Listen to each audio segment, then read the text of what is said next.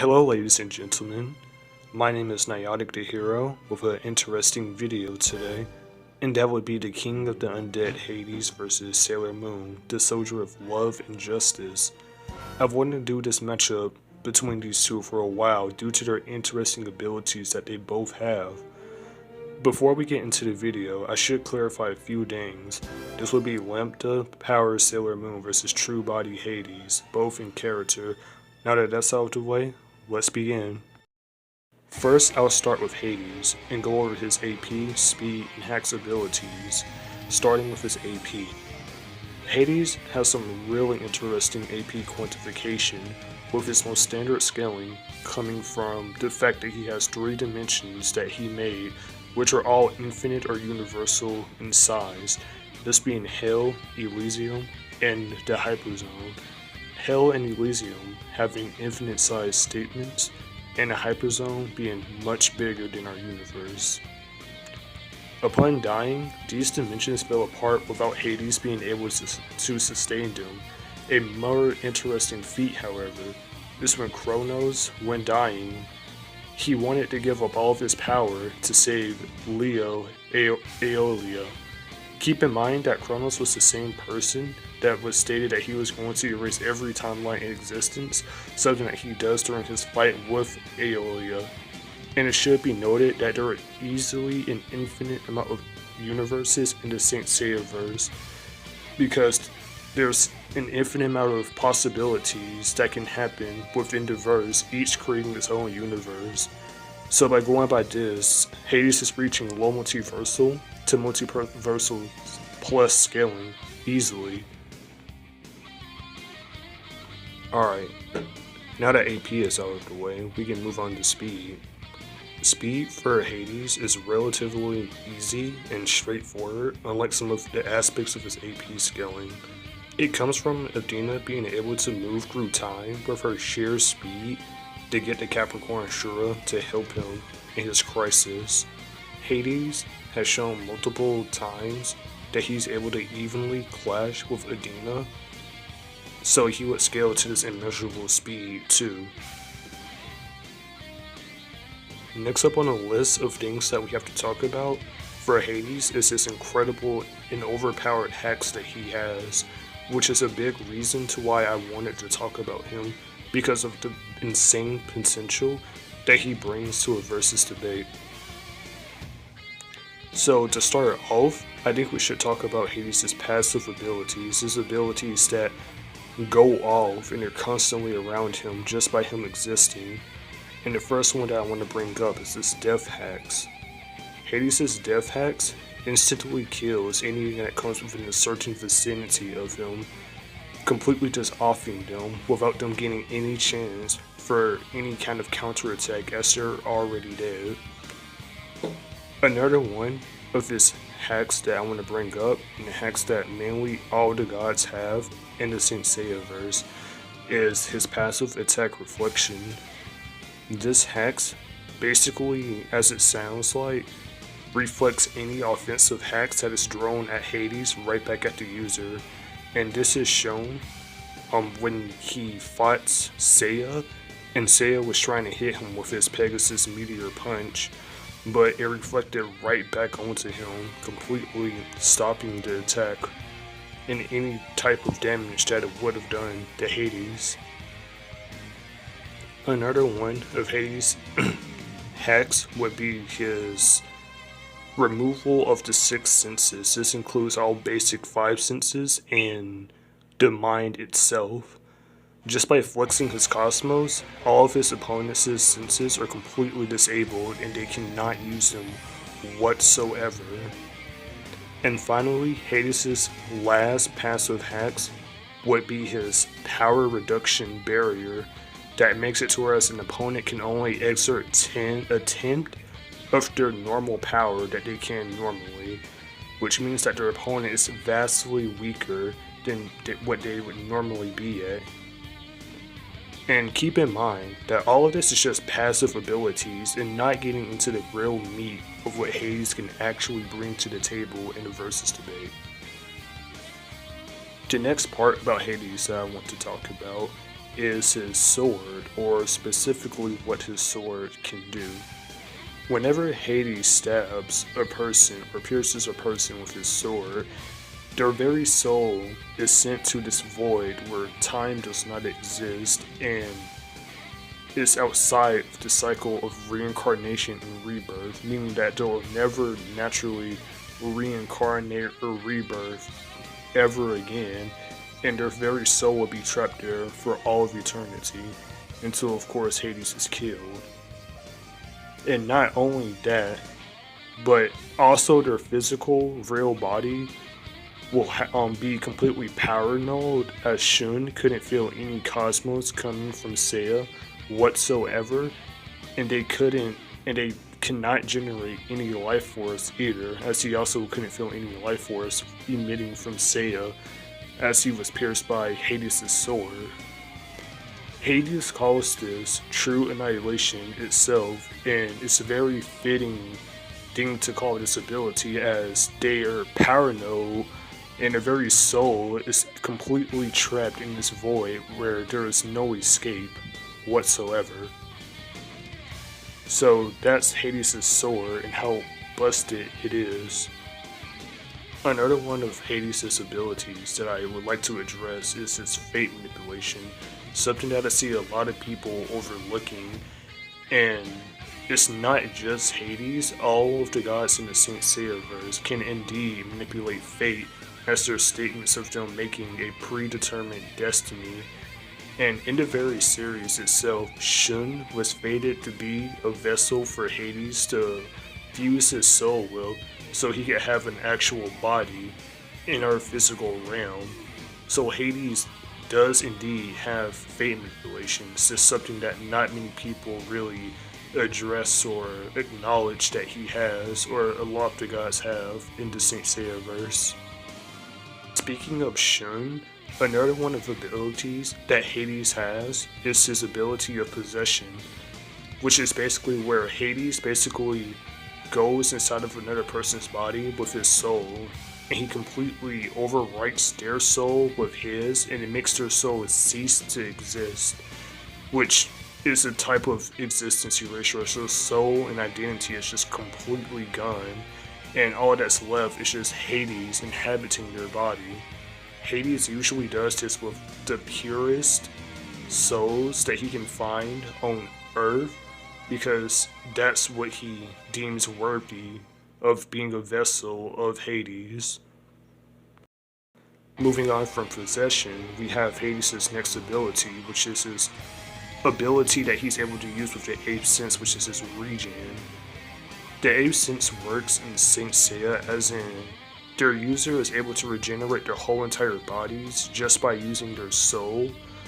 And for example, when Shaka was obliterated by Gemini Saga and his cronies, he was able to completely regenerate his body before, of course, going into the afterlife to go after Hades himself.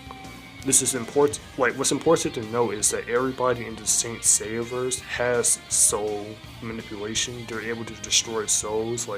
It's a very casual thing in the verse to do, which means that Shaka had to also be regenerating his soul. That's a logical conclusion that one can reach, that Shaka indeed had to regenerate his very soul and his physical body from being destroyed with the 8th sense. And Hades has 9 senses. Of course, you need the 8th sense to get to the 9th sense. That's just something every god has. So, on top of everything that I've spoken about, Hades also has incredible regeneration, being able to regenerate from his very soul being destroyed easily. The next thing that I want to talk about with Hades, and possibly one of the most important things about him, is the fact that Hades is potentially an abstract being, seeing that as when he was born, he didn't have a physical body at all. He was born as a soul, and when Ikki looked at what Hades' true form was, it wasn't even a soul, it was just the universe. And it's pretty consistent that gods come from a higher dimension that humans can't comprehend, and the fact that they need a human host just so they can interact with our plane of reality. So Hades is potentially an abstract being that's true form isn't flesh and blood at all. Now that I've went over everything that Hades can do, I'll give a quick summary. Hades has low multiversal to multiversal AP with immeasurable speed and a ton of hacks. Now that he's out of the way, let's get on to Sailor Moon. Moving on to Sailor Moon, we'll be going over her AP, speed, and hacks just like we did with Hades. Keep in mind it's just this Lambda power Sailor Moon. The form that she's using is Chaos. So now that that clarification is out of the way, let's begin with her AP. Sailor Moon has consistent universal plus scaling, which comes from her silver crystal. Being able to create a whole new universe as stated by Chaos, that's what he needed, the silver crystal. And it also comes from the fact that the Queen of the Mirror Dimension, whose name I cannot pronounce, her name will be on the screen, she was able to create a whole, create and maintain a whole parallel universe that was in her mirrors, and of course it's stated to be parallel to our universe. Sailor Moon was able to destroy her. So Sailor Moon does have that consistent universal scaling, but I will be using higher scaling, kind of winkish scaling, to get her to higher levels. The scaling in question that I'm going to be using to boost her to these incredibly high levels comes from the Galaxy Cauldron. And in the Sailor Moon franchise, the Galaxy Cauldron gives birth to star seeds. Basically everything in the Sailor Moon universe that's living has a star seed. It's something that's abstract, it doesn't actually exist in our plane of reality, it doesn't have a physical form. But Sailor Moon Silver Crystal is a star seed, it acts as her star seed, and we know that it's able to create universes, and the Galaxy Cauldron has been stated to be a place where all potential is born. So I'm going to be using this to imply that the Galaxy Cauldron is able to give birth to an infinite amount of star seeds that are capable of forming universes, and Sailor Moon was stated to be able to destroy this in its entirety. So I'm going to be using that to get her to these multiversal plus levels of AP, even if it does seem unreasonable. So with AP out of the way, let's move on to speed. For scaling Sailor Moon's speed, there are 3 characters that I have to mention to scale her speed to, which is Sailor Cosmos, Sailor Galaxa, and Sailor Chibi Moon. Sailor Cosmos was stated to be able to move back in time into the past to help Sailor Moon in her battle against Sailor Galaxa and Chaos. And she was able to fight against Sailor Galaxa, which is a feat for Sailor Galaxa as she's fighting somebody with immeasurable speed, and they seem to be relatively even in their fight when they clashed. This in turn scales back into Sailor Moon, who is able to fight Sailor Galaxa relatively evenly. And as for Saber Chibi Moon absorbed the power of Lambda into her, the same power-up that Sailor Moon has, and she moved back into the 30th century with her sheer speed. And of course Sailor Moon will also be able to do something like this because she of course has the same Lambda power. So Sailor Moon has consistent, immeasurable speed scaling, and with the speed scaling out of the way, we can get into her hacks abilities. When talking about Sailor Moon's offensive hacks in this form, there's mainly 2 offensive hacks that she uses in character. The very first one that she uses is Absorption. When she went up against Chaos, the very first thing she tried doing against him was absorb him into her body, which failed. And the reason why it failed was because she accidentally killed him. By accident.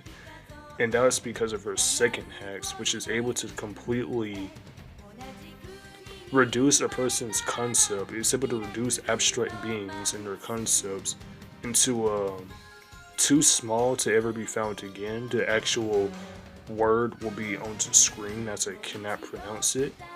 But as you know, starseeds are a person's complete identity in soul, body, and mind because they compose you of what you are.